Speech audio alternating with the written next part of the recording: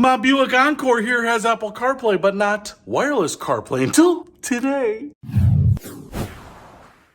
What's happening, Panda Nation? Peter Von Panda. Hey, your car might have that USB port where you plug in your iPhone and you get Apple CarPlay, but I might be able to go to wireless CarPlay with this little device. I picked this up. I mean, there's a ton out there, but one, it actually came with an adapter for USB-C Thunderbolt, so that's kind of nice. I didn't expect that, but included a little adapter. But this was cheap and also got decent ratings, so that's really why I got this, because Apple CarPlay is amazing if you use an Apple device or an Android device, Android Auto. Either way, you're interfacing with your phone, which is way better than the stupid interfaces they put on cars. Now, I'm going to plug this in, and then it's going to create a Bluetooth connection available, and I'm going to connect to it with my phone, and hopefully it will connect. But that's not just it. So I actually had one of these devices, and the problem is the Bluetooth connection would always activate the Wi-Fi connection, because I think it wanted to use Wi-Fi to connect to the Apple CarPlay device. But what that did is it made it so that it would never connect to the cellular networks. So it was kind of dumb, because when you would type in a location on Google Maps or something, it would say no internet available and then not navigate there. Isn't that pretty dumb? That's pretty dumb. So I'm going to try this one and then see if it actually connects to the internet, because if it doesn't do that, it just connects to my phone. It's kind of useless. All right, let's try it.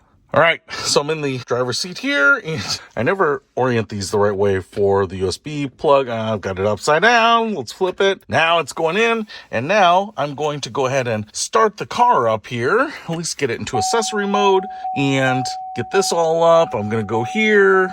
Ooh, it's actually saying that it's available already, so that's kind of good.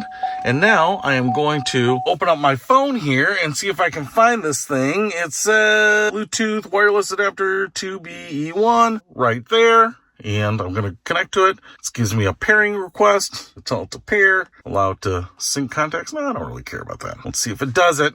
Connect to CarPlay? Yes, please. Okay, so far nothing's happened on the screen. Oh, look at that. Oh yeah, all right, okay.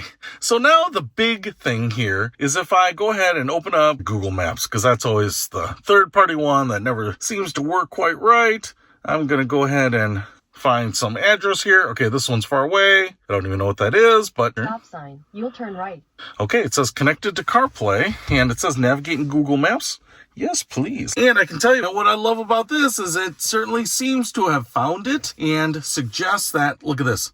Right there. The key here to me is that it says LTE up there, that it's showing that it's still connected to cellular as opposed to turning on the Wi-Fi to connect to the device, which then removes me from cellular data, which makes this still useful to me. So I now have CarPlay on my phone. You can see that it was darn near real time here. Just plugged it in, connected to Bluetooth, and now I am good to go. Man, no wires or anything. I'm like a real boy.